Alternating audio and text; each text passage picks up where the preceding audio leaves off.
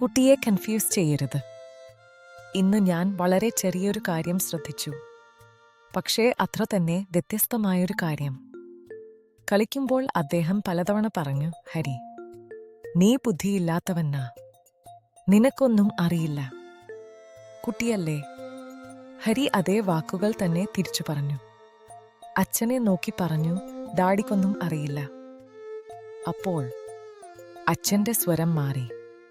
ഇതാണോ അച്ഛനോട് സംസാരിക്കേണ്ട രീതി? നിനക്ക് ബഹുമാനമില്ലേ എന്ന് ചോദിച്ചു. ഞാൻ ഇടപെട്ടു. ഹരിയോട് അച്ഛനോട് സോറി പറയിപ്പിച്ച് പിന്നെ പുറത്തു കളിക്കാൻ വിട്ടു. അവൻ മോശമായി പെരുമാറിയതല്ല, അവൻ കേട്ടത് പകർത്തിയതായിരുന്നു. അപ്പോൾ എനിക്ക് മനസ്സിലായി, ഒരു നിമിഷം കൂട്ടുകാരനായിട്ട് അടുത്ത നിമിഷം കർശനനായ രക്ഷിതാവാകാൻ പറ്റില്ല. ഒന്നേ തിരഞ്ഞെടുക്കാവൂ. ഇന്നത്തെ ഫ്രണ്ട്ലി അച്ഛൻ ആയിരിക്കുക, അല്ലെങ്കിൽ നമ്മൾ വളർന്ന കാലത്തെ കർശനമായ രക്ഷിതാവ് ആയിരിക്കുക.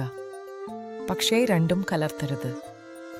നമ്മൾ തമാശയായി തുടങ്ങുകയാണെങ്കിൽ തിരുത്തലും അതേ തമാശയുടെ ഭാഷയിൽ തന്നെ തീരണം. വാക്കുകളേക്കാൾ പ്രധാനമാണ് നമ്മൾ കൊടുക്കുന്ന മറുപടി.